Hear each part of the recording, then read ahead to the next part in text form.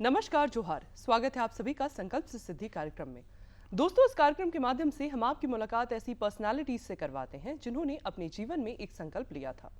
उस संकल्प को पूरा करने के लिए उनके अंदर एक जुनून आया और उन्होंने उस कार्य को सिद्ध किया। आज इसी क्रम में हम आपकी मुलाकात करवाने जा रहे हैं एडजीनिया इंडिया प्राइवेट लिमिटेड के फाउंडर मुकेश कुमार जी से। हम जानेंगे इनसे इनकी जर्नी के बारे में और कैसे इन्होंने स्टार्टअप कंसेप्ट को एक फॉर्मेट दिया। तो आइए देर नहीं करते हुए आपकी मुलाकात करवाते हैं एडजीनिया के फाउंडर मुकेश कुमार जी से। तो मुकेश जी, बहुत बहुत स्वागत है आपका हमारे कार्यक्रम में। नमस्कार, मेरे बहुत बहुत स्वागत है। मुकेश जी, सबसे पहले तो मैं आपसे जानना चाहूंगी कि एडजीनिया का क्या कंसेप्ट है। एडजीनिया इंडिया प्राइवेट लिमिटेड में एडजीनिया का क्या कंसेप्ट है? एडजीनिया का कंसेप्ट हमने जब जॉब करने के दौरान जब जॉब किया था टाटा उद्यान में, उसी दौरान हमारे एडजीनिया का कंसेप्ट आया। एडजीनिया नाम का क्या मतलब हुआ? एडजीनिया का मतलब नाम कहाँ से होता आया है ये? एडजीनिया के नाम के बहुत सारी सर्च करने के बाद हमने एडजीनिया लाया। एडजीनिया दो वर्ड से मिलकर बना है, एडजीनिया प्लस एडजीनी। एड क्या होता है? कोई चीज़ के बारे में प्रचार करना, उसके बारे में बताना। एडजीनिया का मतलब होता है खूबसूरती, अच्छी चीज़। जैसे साउथ अफ्रीका के पहाड़ों के बीच में एक फूल पाया जाता है, उसकी खूबसूरती इतनी अच्छी है जो शायद उससे ज़्यादा खूबसूरती दूसरे पौधे फूल में नहीं होती है। इसलिए हम दोनों कॉन्सेप्ट को मिला के बनाया कि हम ऐसे प्रोडक्ट लाएंगे जो उसकी क्वांटिटी से लेकर क्वालिटी तक अच्छी हो। जीनिया की अगर बात करें तो साउथ अफ्रीका का एक ऐसा फूल जो कि इतना खूबसूरत है कि आसपास या कहीं पे भी आपको देखने को नहीं मिलेगा वैसा फूल। तो साउथ अफ्रीका में जीनिया नामक फूल के बारे में आपको कैसे पता चला? आप कैसे, आपका माइंड वहां तक नहीं, पहुंचा? हमने बार किस तरह से ये जर्नी डिफरेंट डोमेन टाइप का हमने मार्केट गो डेरी पे जाके मैंने डिफरेंट डोमेन बुक करना के प्लानिंग किए कि कंपनी बनाने से पहले हमने डोमेन बुक करना है .com या .in में। तो उसी में आवर में मेरा माइंड में आया एडजीनिया। तो पहले हम सोचे कि एडजीनिया क्या है, ऐड क्या है। फिर हमने दोनों को अलग अलग गूगल पर जाकर सर्च किया, पता किया, कुछ लोगों से पूछा, कुछ डिक्शनरी से पता किया। तो दोनों मीनिंग निकालने के बाद एक नया मीनिंग निकल गया एडजीनिया। ओके, तो आपने जीनिया का मतलब सर्च किया गूगल पे तो आपको पता चला कि जीनिया का क्या मतलब होता है। दोनों का अलग अलग हमने निकाला, फिर एक साथ ऐड किया और एक नया माने वर्ड बन गया एडजीनिया। मुकेश जी, आप इससे पहले क्या कर रहे थे और कैसे आप मतलब यहाँ तक पहुँचे? नहीं, मैं पहले MBA किया हूँ मैंने कोलकाता से। फिर वहाँ से मैंने जॉब किया टाटा टी में जॉब किया था। फिर उद्यान में गया था, उद्यान में हमको अच्छा लगा था जॉब करने में। उद्यान में आप जॉब कर रहे थे? हाँ।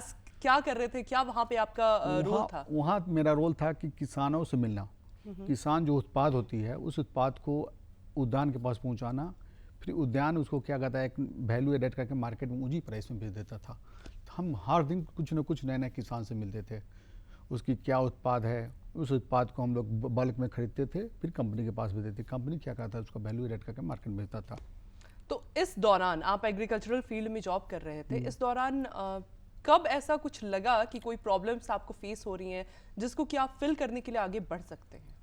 नहीं, हम जॉब करने जो किसान से मिलने गए तो उसी वक्त में माइंड में आ गया कि किसानों से मिलने वक्त अलग अलग प्रॉब्लम्स आपको दिख रही थी बहुत सारे क्या? प्रॉब्लम आ गए। किसान के साथ कोई कुछ अच्छा कर नहीं रहा था। फिर हमको माइंड में आया मतलब जैसे किस तरह की प्रॉब्लम्स आ रही थी जो आपने किसान को, देखा? जैसे मैंने उद्यानिक कंपनी क्या करता था कि उसको मैंने बल्क में सामान खरीद लेता था। उसका जो प्राइसेस जो हेवी जो प्राइसेस मिलना चाहिए वो प्राइसेस नहीं मिल पाता था। किसान अपने मन से जो मन होता है, जो प्राइस मिलता था उस प्राइस में बेच देता था। जबकि किसान की लागत से दुगुनी प्राइसेस मिलनी चाहिए, नहीं दुगुनी 1.5 गुनी मिलनी चाहिए। तब ना किसान, हमारे देश के किसान को अब जो भी फसल उत्पाद है उसका प्राइस नहीं मिलेगा, उसका इनकम दुगुना ही नहीं हुआ तो वो अपना खेत में खेती बाड़ी क्यों करेंगे। उस स्थिति में लगा कि हमको इसको कुछ ना कुछ कमर्शियलाइजेशन किसान को करना चाहिए।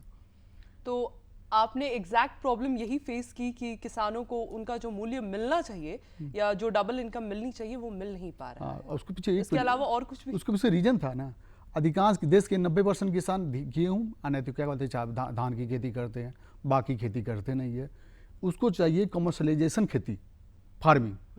फिर हमने क्या किया था, यहाँ पर आके सिरसा में गोपालगंज में आके 150-200 किसानों से मिला। उस किसान को हमने बोला बेबी कॉर्न और स्वीट कॉर्न की फार्मिंग करें। बेबी कॉर्न और स्वीट कॉर्न, स्वीट कॉर्न, हाँ, मक्का के नया वेराइटी है बेबी कॉर्न और स्वीट कॉर्न। उसका मार्केट प्राइस देखिएगा, बल्क प्राइस माने 150 से लेके 250 पर केजी बिकती है मक्का। अब देखिए बड़े बड़े होटल चैन में, बड़े बड़े रेस्टोरेंट में यही सब जनरली बिकते हैं। जी चीज।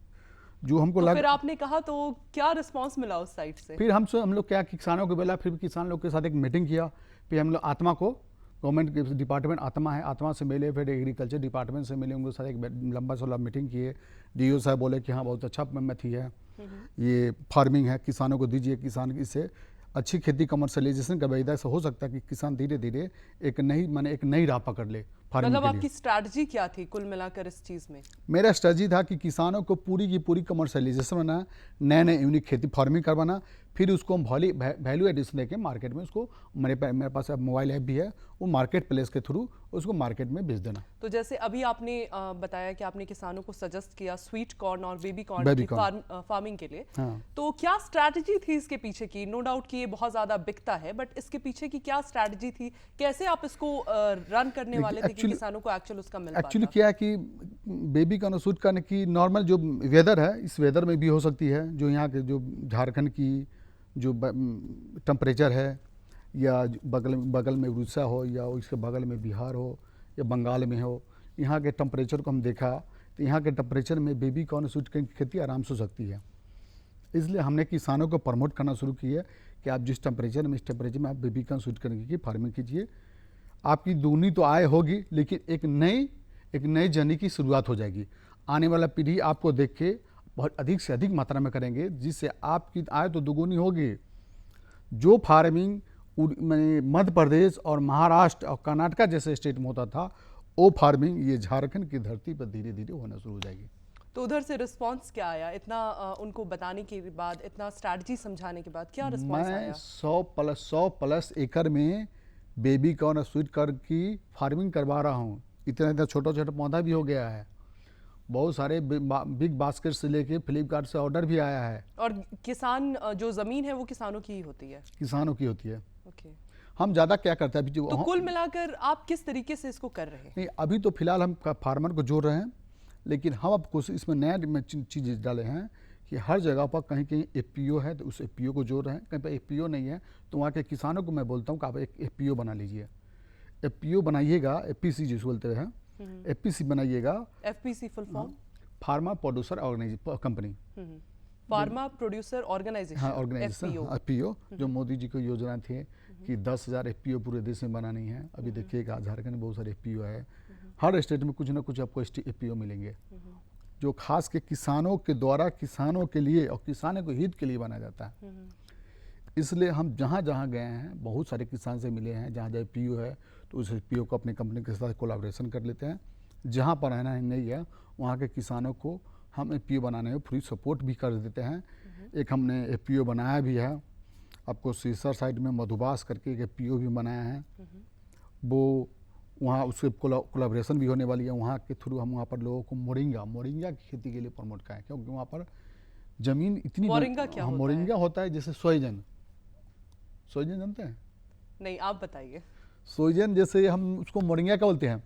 जो भी पौष्टिक आहार होता है, दूध से 2 गुना, मीट से 3 गुना और मछली से 1.5 गुना उसमें पौष्टिक आहार पाया जाता है मोरिंगा में। मोरिंगा के 2 साल लगातार यदि सेवन करते हैं उसकी पाउडर को, सुबह शाम दूध में थोड़ी सी पाउडर मिला के पीते हैं, तो आपको शरीर में 2 बीमारी अटैच नहीं करेगी, जिसका नाम है शुगर और बीपी। ये मेरी गारंटी के साथ हम मोहर मार के देखेंगे। चाहे जितनी भी बहुत सारी कंपनी में मार्केट होती है, सब कुछ भी लीजिए, कितना पौष्टिक आहार मोरिंगा में है। तो मतलब जो स्पेशल एग्रीकल्चरल प्रोड्यूस है, जिसका कि मार्केट में रेट और डिमांड बहुत ज्यादा है, आप उनकी खेती के लिए किसानों को प्रेरित करते हैं, मार्केट प्लेस बना कर देते हैं, एफपीओ सेटअप करते हैं। तो मुकेश जी, मैं आपसे जानना चाहूंगी कि जब आप एग्रीकल्चरल फील्ड में कंपनी में जॉब कर रहे थे, उस दौरान कब आपको लगा कि ऐसा कुछ करने की ज़रूरत है और ऐसा आप कर सकते हैं? नहीं, हम बोले ना, हर दिन कुछ ना कुछ नए नए किसान से मिलते थे। हमको हर दिन कुछ ना कुछ प्रॉब्लम ही नज़र आ रहा था। उड़ीसा में एक बार आए थे उसी कंपनी के माध्यम से, तो वहाँ भी देखे थे बहुत सारे किसान माने कुछ कर ही नहीं, माने कुछ ऐसा आइडिया ही नहीं था। सबसे पहले क्या कि मेरे हिसाब से, अभी के हिसाब से, एग्रीकल्चर फार्मिंग बड़ी डिफ़िकल्ट चीज़ हो गया। जब तक आपके पास नॉलेज नहीं है, जब के पास आप कोई चीज़ में एग्रीकल्चर फील्ड में ट्रेंड नहीं है, तब तक एग्रीकल्चर को फार्मिंग करना मुश्किल है। इसलिए हमने वहाँ पर गया था तो बहुत सारे ऐसे किसान को देखा कि जैसे होता है वैसे फार्मिंग कर देता था, और जैसे वो कंपनी के साथ बेच बाच के जो पैसा निकलता था निकल के चल देता था। जबकि उसको चाहिए सटीक नॉलेज, सटीक स्किल और सटीक फार्मिंग, तब जाके उसकी आय दुगुनी होगी। तो जब आप जॉब कर रहे थे, किस तरीके से आपके मन में तो ये आया कि आपको ये करना है, किस तरीके से आप उसके लिए आगे बढ़े, कैसे आपने स्टेप फॉरवर्ड लिया, पहला स्टेप से लेकर मिडिल स्टेप से लेकर? मैं पहले स्टेप बताता हूँ। मैं एक एग्रीकल्चर बैकग्राउंड फैमिली से बिलोंग करता हूँ। मेरा घर पे आज सब एग्रीकल्चर में ही मैंने इन्वॉल्व है। मुझे एग्रीकल्चर में क्या क्या प्रॉब्लम A to Z होता है मुझे सब कुछ मालूम था, और जॉब के दौरान हमने पूरी की पूरी मैंने प्रॉब्लम को सॉर्ट आउट कर लिया। उसके बाद हमने A to Z फॉर्म पर काम करना शुरू कर दिया। शुरू में तो किसान को बताते मतलब थे, किस किस तरह की प्रॉब्लम्स आई जिसको आपने सेटअप किया A to Z? देखिए, पहला फॉर्म होता है कि हम किसानों को जाके अभी बेबी कॉर्न के बारे में बताया था, तो वो सबसे पहले बोलता है कि हम विश्वास कैसे कर ले कि बेबी कॉर्न होगा ही, यहाँ का मौसम है नहीं, आज तक हम लोग मिट्टी का टेस्ट नहीं करवाए हैं, इस मिट्टी पे होगा कि नहीं होगा। आजकल फसल में बहुत सारी जगह बेबी कॉर्न में होता है, बहुत सारे कीड़ा पकड़ने लगता है, छोटा छोटा यही पौधा थोड़ा उगता है ना, उसको कीड़ा पकड़ने लगता है। तो कीड़ा को छुटकारा करने के लिए कोई उपाय नहीं था, हम कैसे करें। फिर उसके साथ मैंने स्टेप बाई स्टेप ट्रेनिंग लेना शुरू कर दी, कतमा के साथ मिल के, और किसानों को ट्रेनिंग देना शुरू कर दी। अभी हमने 2 दिन पहले गया था, तभी फार्मा मक्का के में कीड़ा पकड़ लिया था, फिर वहाँ पर हमने आत्मा से मिल के वहाँ पर लोगों को ना कीटनाशक दवा दिवाया है। उसी तरह हमने एक स्टेप बाई स्टेप ने शुरू किया। तो ये फ्री ऑफ कॉस्ट दवाएं होती हैं हाँ, फिर आत्मा की नहीं ओर से? पैसा थी, दवा के पैसा लगती है, सलाह का हम लोग फ्री ऑफ कॉस्ट दिवाते हैं आत्मा के थ्रू। तो आप आत्मा के साथ किस तरीके से आपका कोलैबोरेशन है? आत्मा सोया होता था, हम जाके उसको जगा दिए बस। मतलब डायरेक्ट कोलैबोरेशन है, कोई कोलैबोरेट ऐसा कुछ में नहीं, inside आत्मा दोस्त कुछ का कर ही नहीं रहा। आप collaboration नहीं है? जाके देखिए ना, कहीं भी आत्मा हो कुछ जाके कभी किसान से जाके मिला नहीं है, हम उसको जबरदस्ती उठा उठा के किसान से जाके मिलवाए हैं। किस तरीके से आपने शुरुआत की जब आपने ये सारी प्रॉब्लम्स फेस की, प्रॉब्लम्स का सोल्यूशन निकाला, फिर किस तरीके से आप आगे बढ़े? हम सबसे पहले प्रॉब्लम के सोल्यूशन निकाल लिए, तो उसके बाद में जाके कंपनी बनाए थे। सॉल्यूशन कैसे निकाला आपने? हाँ, पहले एकदम बोले ना, जॉब में के थोड़ा हम जो किसान से मिलते थे, हर दिन 10 गो प्रॉब्लम को सॉर्ट आउट करते थे।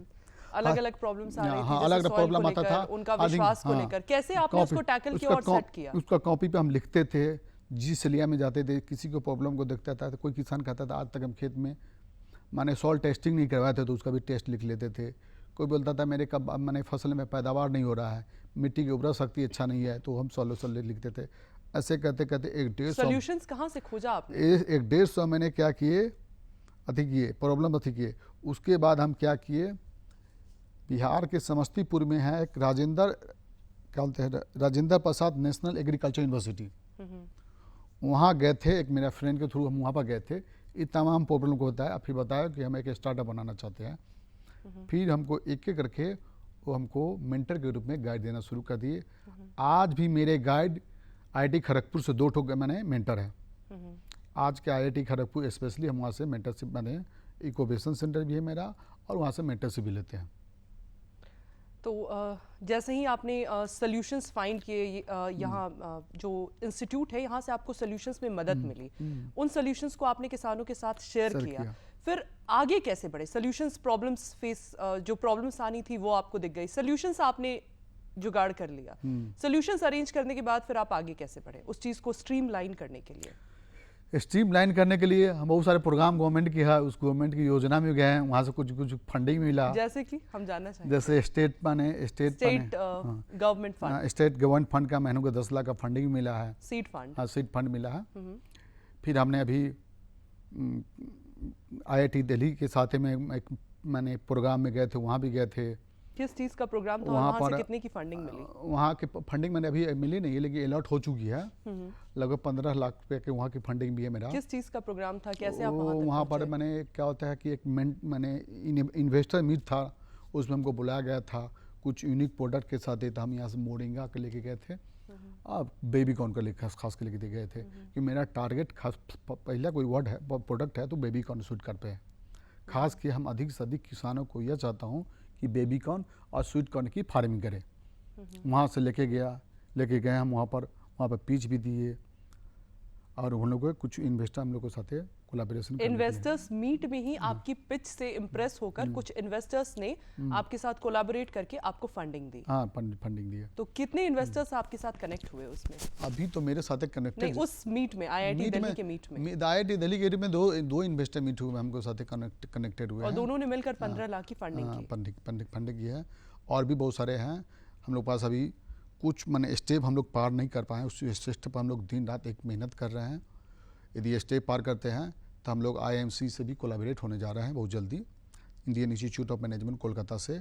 और हम लोग यहाँ पर रांची में भी आईआईएम के लिए मैंने इनोवेशन सेंटर के लिए हम लोग आवेदन दिए हैं। मतलब किस तरह का कोलैबोरेशन दोनों वो खास के ओनली फॉर हम लोग एग्रीकल्चर फील्ड में नए नए इनोवेशन को हम लोग जोड़ना चाहते हैं, समझ गए। फ्यूचर में हम लोग एक माने अभी नहीं, आज फ्यूचर के लिए हम लोग किसानों के लिए एक बीपीओ सेंटर भी बनाना चाहते हैं। BPO centre? हाँ, बीपीओ सेंटर जो हाँ business process outsourcing only for agriculture field के लिए। हर ब्लॉक में हम अपना सेटअप बैठाना चाहते हैं।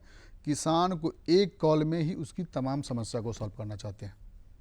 तो आपने अभी तक कोई बीपीओ सेंटर बैठाया नहीं है? फ्यूचर में आपकी नहीं, फ्यूचर की प्लानिंग है क्योंकि इस पर मैं बहुत सारे ट्रेनिंग ले चुका हूँ। और भी सरकार की बहुत सारी योजनाएं रही होंगी या अलग अलग रोज आज भी हमेशा निकलती है योजनाएं रही होंगी, स्कीम्स रही होंगी, तो उसमें से और किसी स्कीम या योजना का लाभ अभी तक आपको नहीं मिला? अभी हम 2 ही योजना का फायदा उठा पाए हैं। अभी हम बाहर भरे हैं, जस्ट स्टार्टअप इंडिया का भी भरे हैं। सबसे ज़्यादा योजना तो STPI में आती है, software technology park of India. सबसे स्टार्टअप के लिए यदि कोई नए स्टार्टअप जो यूनिक आइडिया है उसके लिए तो STPI भी ग्रेट है क्योंकि वहाँ पर हर दिन कुछ ना कुछ योजना आती है। आगे भी रफ्तार की है, ये रफ्तार है एग्रीकल्चर फील्ड पे आती है। एग्रीकल्चर हर एग्रीकल्चर यूनिवर्सिटी की रफ्तार आती है आपको भी। हर एग्रीकल्चरल यूनिवर्सिटी की रफ्तार आती है? रफ्तार है क्या? हाँ, रफ्तार एक योजना जो 25 लाख के ग्रांट देती है। नॉन रेफरेबल ग्रांट है, लेकिन उसके लिए सिलेक्शन के प्रोसेस क्या हाँ उसका आवेदन होती है, फिर पिच होती है, पिच में उसको सिलेक्शन होता है, फिर 1 महीने की ट्रेनिंग होती है। ट्रेनिंग होने के बाद उसको 25 लाख का ग्रांट दिया देती है। माने वो देती है फाइनल प्रोडक्ट MBP स्टेज में, मिनिमल वैल्यू प्रोडक्ट। जब हम प्रोडक्ट मार्केट में लॉन्च करने वाले हैं उससे पहले आइडिया बेस होता है, तो आइडिया बेस के लिए 5 लाख रुपये अलग से देती है। रफ्तारी देती है आपको बिहार झारखंड मिला के, ये देती है सबौर भागलपुर। सबौर भागलपुर? हाँ, सबौर ये में क्या है? सबौर यूनिवर्सिटी है भागलपुर। सबौर माने सबौर यूनिवर्सिटी भागलपुर? हाँ, भागलपुर में एग्रीकल्चर यूनिवर्सिटी है, बिहार एग्रीकल्चर यूनिवर्सिटी है जो बिहार और झारखंड की लीड करती है। वो भी देती है आपको 25 लाख के ग्रांट देती है। सेम इसी पे रफ्तार में भी निकला हुआ 15 तक डेट है उसका अप्लाई करने का। 15 मई? हाँ, 15 मई तक डेट है। उस पर भी 15 लाख, 4 लाख और 5 लाख के ग्रांट देती है। स्टूडेंट है जो उसके लिए 4 लाख, जिसके पास आइडिया है एंटरप्रेन्योर है उसके लिए 5 लाख, और जो ऑलरेडी मार्केट में प्रोडक्ट बना चुकी है सिर्फ लॉन्च करने वाली है उसके लिए 25 लाख। मुकेश जी, जब आप सब कुछ कोलैबोरेट करके एक प्रॉपर फॉर्मेट में जाने वाले थे, तब हमारा प्रश्न था कि किस तरीके से आपने किसानों को, अलग अलग यूनिट्स को स्ट्रीमलाइन किया कि वो एक स्मूथ फंक्शन कर पाए। ये हम आपसे जानना चाहेंगे। अलग अलग किसानों से हम अलग अलग किसान से मिलते थे, सबका एक ही मंच पर हमको लाने का उद्देश्य था। हाँ, अब तो आपने किस तरीके से किया? अब मैंने अब बोले ना, हर दिन 10 किसान से मिलते हैं। इस किसान से मिलते हैं तो कोई किसान बोलता हम धान उगाना पसंद करते हैं, कोई कहता हम लोग को टमाटो खेती पसंद है, कोई कुछ करना पसंद है, कुछ बना। तब उसके लिए हम एक सोल्यूशन ढूंढा कि हर एक किसान को 150-300 किसान को बिठाते थे, फिर उनको बोलते थे आप एक ही फॉर्म पे एक ही खेती कीजिए, इसके लिए आप FPO बनाइए, क्योंकि उसके लिए फ़ायदा FPO होता है, क्योंकि हम भी उसको उतना फ़ायदा नहीं देते। 100-150 किसानों को मिलाकर आप एक FPO बनाने का उन्हें सुझाव देते हैं, क्योंकि हम भी उतना नहीं कर सकते हैं, क्योंकि FPO में गवर्नमेंट उसको हेल्प करती है। कोई भी FPO होता है। तो इसमें आपका बेनिफिट किस प्रकार से हो पाता था? अगर 100-150 किसानों को आपने एकत्रित किया, एक FPO बनाया, तो आप उसमें किस प्रकार से रोल प्ले करेंगे? नहीं, हम उसमें क्या था कि उससे जो प्रोडक्ट होती है मैं अपने मार्केट प्राइस पर लिस्ट कर लेता हूँ, फिर उसी की प्रोडक्ट को एक मिनिमम प्राइस पे हम लोग क्या करते हैं, डील कर लेते हैं। फिर हम लोग उसमें एक वैल्यू एडेड कर देते हैं, वैल्यू एडेड करके कुछ प्राइसेस बढ़ा के हम लोग भी मार्केट में सेल कर देते हैं। उसी का कुछ मार्जिन आपके स्टार्टअप को मिल जाता है? मेरे स्टार्टअप को मिल जाता है। टारगेट ऑडियंस या क्लाइंट्स कौन कौन से होते हैं इस पूरे ड्यूरेशन में आपके? देखिए, मेरा टारगेट ऑडियंस हो गया आपको, मैंने होटल के चैन हो गया, फूड इंडस्ट्री हो गया है, बहुत सारे फीड इंडस्ट्री है, बहुत सारे एक्सपोर्ट इंपोर्ट में मैं नेपाल भेजा हूँ, भूटान भेजा हूँ, बेबी कॉर्न, कुछ ऐसे कंट्री में मेरा फूड इंडस्ट्री है। ये मेरा टारगेट ऑडियंस है। ओके। और इनसे आप जब कनेक्ट करते हैं तो किस तरीके से आप इनके बीच अपना मार्केट इंश्योर करते हैं कि इनके बीच आपका जो स्टार्टअप है वो खिलकर दिख सके इस मार्केट में? सबसे पहले क्या बताएं ना, स्ट्रैटेजीज रहती है यूनिक मार्केटिंग प्रोडक्ट की? चाहिए। आज भी खास के रांची के बताते हैं, रांची के मार्केट में आज भी होटल में जाइए, किसी होटल में बेबी कॉर्न का बोलिएगा, बेबी कॉर्न का सब्जी भी बनती है, अच्छा सब्जी बनती है, कोफ्ता बनती है बेबी कॉर्न का, उनको ऑर्डर कीजिएगा। हमको नहीं लग रहा है कि बहुत सारे होटल के पास बेबी कॉर्न होगा, क्योंकि हम जब भी यूनिक प्रोडक्ट के बारे में उसको बताते हैं, उसकी पूरी की पूरी विशेषता बता देते हैं, तो ऑटोमेटिक ऑर्डर कर देते हैं। लेकिन ऑर्डर क्या, हम होटल तक बहुत कम पहुंचा पाते हैं। ये बिग बास्केट, फ्लिपकार्ट ही जैसे कंपनी उठा नहीं, के ले मतलब जाते हैं। आपके क्या माध्यम होते हैं कि मार्केट में जो आपका स्टार्टअप कंसेप्ट है वो अच्छे तरीके से दिखे, लोगों को विजिबल हो, इसके लिए आपके क्या प्रयास होते हैं? नहीं, हम प्रोडक्ट पे ज़्यादा काम अच्छा करते हैं।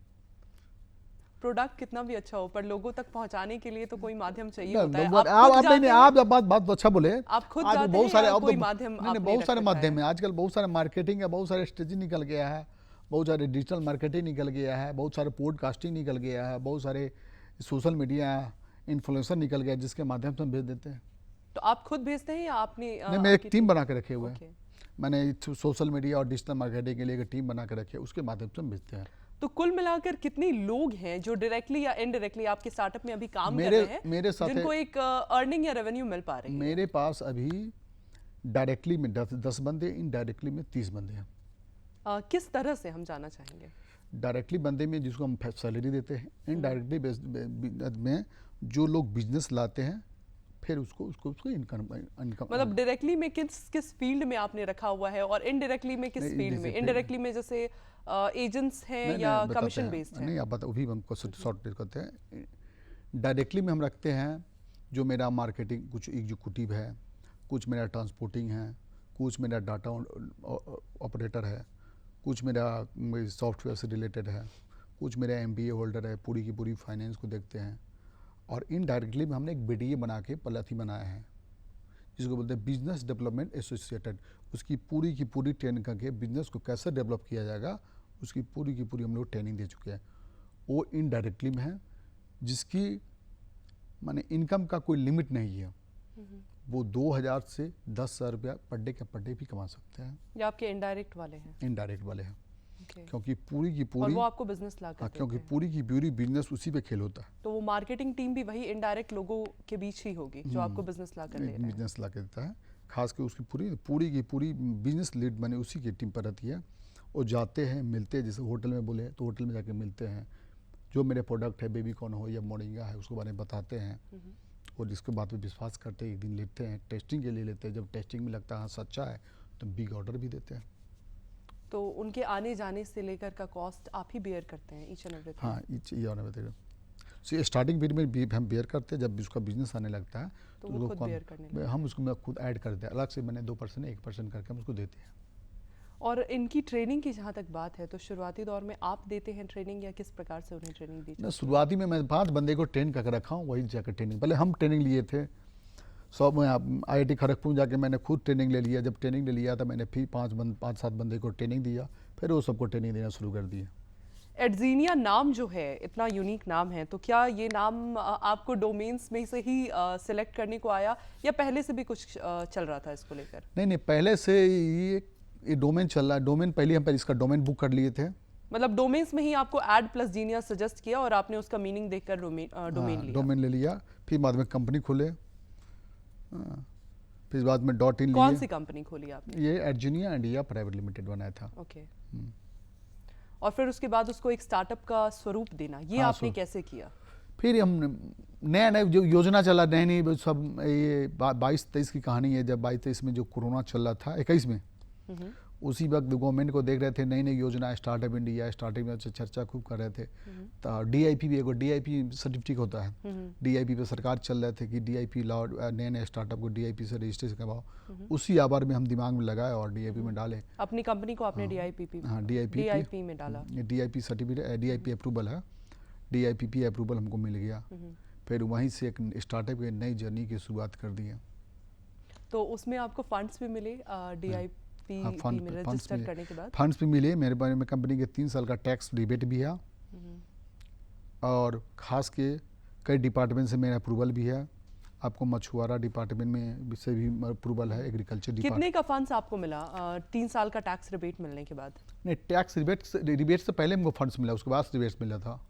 10 लाख का फंड्स मिला था, फिर 15 लाख का फंड्स मिला था, फिर अभी 3 साल का रिबेट। हम माने 10 साल के पीरियड में किसी 3 साल हम माने 3 साल का टैक्स रिबेट गवर्नमेंट से ले सकते हैं।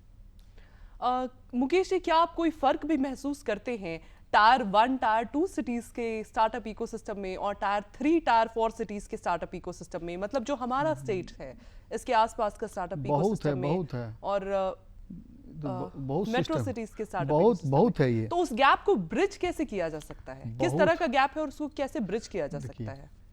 सबसे पहले क्या है कि आपके आइडिया में इनोवेशन होनी चाहिए, तगड़ा आइडिया होनी चाहिए। अब ज़माना आ गया है, आने वाला टाइम हो गया इनोवेशन पे। हम इनोवेशन कुछ भी जोड़ सकते हैं।